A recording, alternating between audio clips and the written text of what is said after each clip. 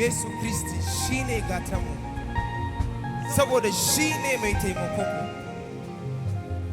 A lokacin da muna damuwa shine ya taimake mu, yayi abin da iyayenmu ba za su iya su yi mana ba, yayi abin da abokananmu ba za su iya su yi mana ba, yayi abin da dangoginmu ba za su iya su yi mana ba, yayi abin da mutanen da muna tunani za su iya su taimake mu ba za su iya ba.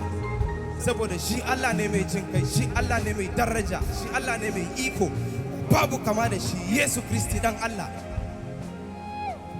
An mun gane kuma mun yarda cewa ta gurin shi kadai shine za a samu ceto. Ya zo duniya don mu masu zunubi, ya mutu saboda mu samu rai madawami. Yesu Kristi shine gatanmu, saboda ya kubutar da mu daga zunubi ya mutu. Tashiwansa ya kawo mana ceto. Shi yasa muna cewa Yesu Kristi dan Allah ne, kuma saboda shi yasa yau muna da ceto. Ubangiji Allah mai iko, mun gode maka Yesu Kristi, mun darajanta sunanka don babu kama da kai. Ubangiji Allah, mun gode don ka nuna mana hanyar gaskiya. Ubangiji mun gode don ka mutu saboda zunubinmu.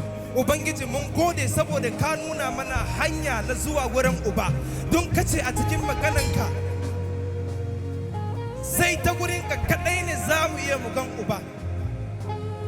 So shi yasa muna kira da babban murya,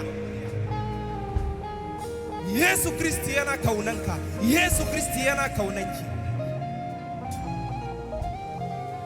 Ku zo gare ni ku masu nauyin kaya, duk yanda zunubinka yake, komai ya girman zunubinka, Ubangiji Allah mai iko ne, mai jin kai ne, saboda masu zunubi ne ya zo duniya ya mutu. Kauna da yana yi wa ɗan adam, shi yasa ya bar gurin da yake jin daɗi, ya zo gurin masu zunubi, ya zo ya kaskantar da kanshi domin ni, domin ki, saboda mu samu tsira. Yesu Kristi na kiranka, Yesu Kristi na kiranki, ki tuba ki zo gare shi, saboda Allah mai jin kai ne. Duk nauyin zunubinka, duk nauyin zunubinki, Ubangiji Allah mai jin kai ne, zai gafarta maka, zai gafarta miki.